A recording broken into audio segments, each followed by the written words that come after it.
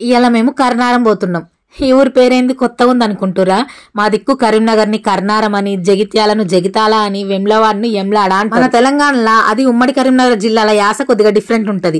మనోళ్ళు వస్తువులను, ప్లేస్లను, మనుషుల పేర్లను కూడా ఇచ్చింతరంగా వెలుగుతారు. మన వీడియోలలో ఉమ్మడి కరీంనగర్ జిల్లాలో ఎవరన్నా ఉంటే కామెంట్స్ లలో అటెండెన్స్ వేసుకోరు. కరీంనగర్ లో వరుణ్ మోటార్స్ కేనం, ఎందుకంటే మా కార్ గేట్ లోపల నుంచి బయటకు మంచిగా నడుతుంది, కానీ లోపల కొమ్మంటే 10 నిమిషాల టైం తీసుకుంటది. గేట్ లోపల పట్టది, పట్టినా కూడా ఏడ రాసుకొని పోతుందో అని భయం. ఏ గోడ గుద్దుతో గేటు గుద్దుతుందో అని నిలుసున్న వాళ్ళకే భయం అవుతుంది. కానీ ఒక్కసారి కూడా అట్లా కాలే, పైలంగానే పెట్టిండు.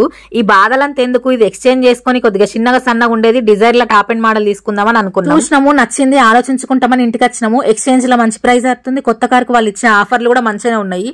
కానీ మేము ఇల్లు కట్టుకునేటప్పుడు ఎప్పటి నుంచో మంచిది తీసుకోవాలని అనుకుంటున్నాము. ఇల్లు కట్టేటప్పుడు అటు ఇటు పనులు, షాపింగ్లు, సామాన్లు జారగొట్టుడు ఇవన్నీ ఉంటాయి కాబట్టి కారు కొద్దిగా సొట్టలు పడుతుంది. ఇప్పుడు ఈ చిన్న కారు తీసుకున్నా ఇల్లు అయినాక పెద్ద కారు కోసం ఎక్స్చేంజ్ చేసుడే ఉంటది.